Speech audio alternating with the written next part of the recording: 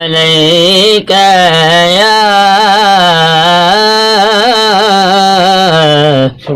رسول الله وسلم عليك या हबीब अल्लाह सब पढ़ो सल्लल्लाहु अलैहि या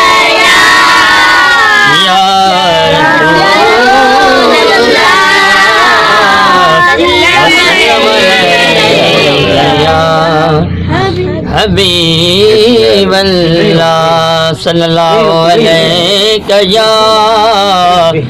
रसूल अल्लाह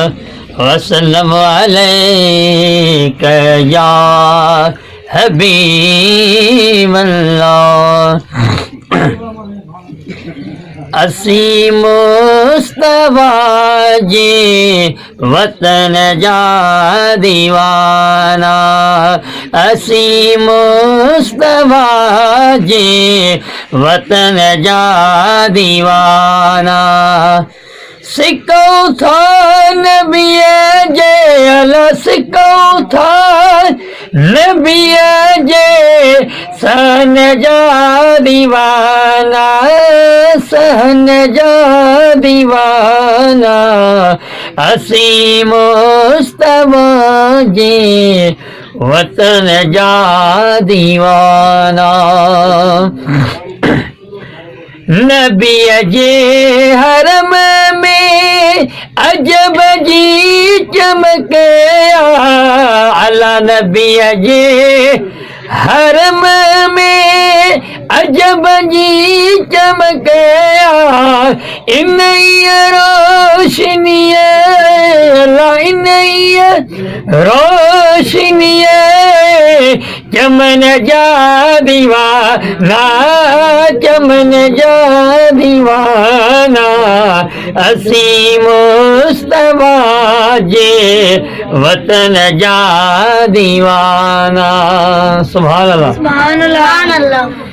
उते मौत ईंदो मुसाफिर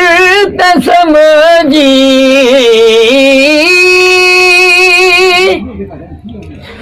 उते मौत ईंदो मुसाफिर त समझी दीदा पाक कपीड़ो उन कफन जा दीवाना कफन जा दीवाना असी मुस्तफा जे वतन जा दीवाना इस्माइल चांदिया शुक्र जो आयो इस्माइल चांदिया शुक्र जो आयो मोहम्मद मिठे जे बचन जा दीवाना बचन जा दीवाना असी मुस्तफा जे वतन जा दीवाना असी मुस्तफा जे वतन जा मोहम्मद मिठे जे बचन जा दीवाना बचन जा दीवाना असी मुस्तफा जे वतन जा दीवाना असी मुस्तफा जे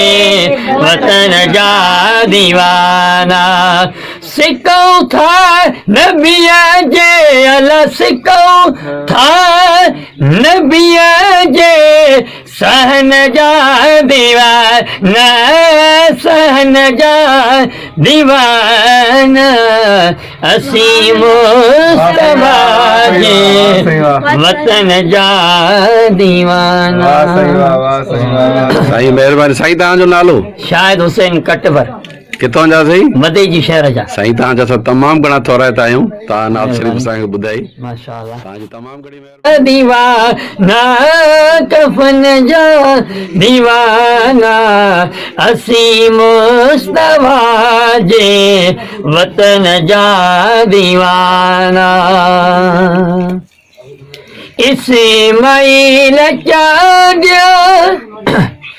शुक्रवा जो आयो इस्माइल चांडिया शुक्रवा जो आयो मोहम्मद मिठे जे बचन जा दीवाना बचन जा दीवाना असी मुस्तफा जे वतन जा दीवाना असी मुस्तफा दे वतन जा दीवाना मोहम्मद मिठे जे बचन जा दीवाना बचन जा दीवाना असी मुस्तफा जे वतन जा दीवाना असी मुस्तफा जे वतन जा दीवाना सिकूं था नबिया जे अला सिकूं था नबिया जे सहन जा दीवाना सहन जा दीवाना असी मुस्तफा जे वतन जा दीवाना साईं महिरबानी साईं तव्हांजो नालो शाहिद हुसैन कटपर किथां जा साईं मदे जी शहर जा साईं तव्हांजा असां तमामु घणा थोराइता आहियूं तव्हां नात शरीफ़ असांखे ॿुधाई माशाअल्लाह तव्हांजी तमामु घणी महिरबानी